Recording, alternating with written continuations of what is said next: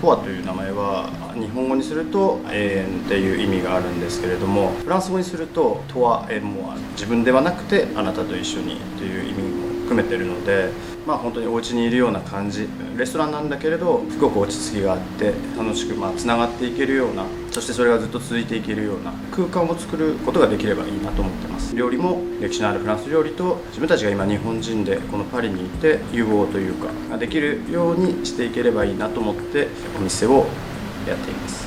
今回は子牛のタルタルに青のりの風味を添えてという料理を考えたんですけれども、まず最初にムーランをどのように使おうかなと思いまして、胡椒引きとは違う新しいコンセプトのこの石臼が中に入っているような細かい粉状にまでできるようなムーランのコンセプトだったので、それを生かしてフランス料理と日本人であるのでそこの融合ができればいいなと思って、この子牛のタルタルに青のりを添えるということを考えました。やっぱりムーランを使ってみた時に今まで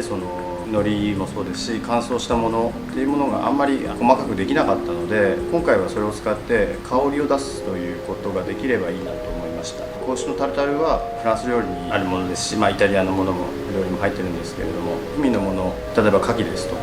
オカヒジキみたいなサリコルネっていうものを混ぜたりするので、今回は沖縄産の海ぶどうを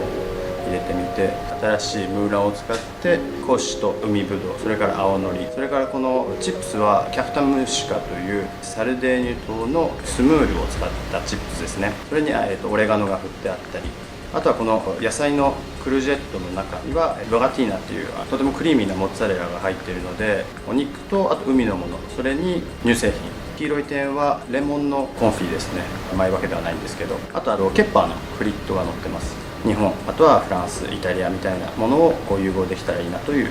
お皿です。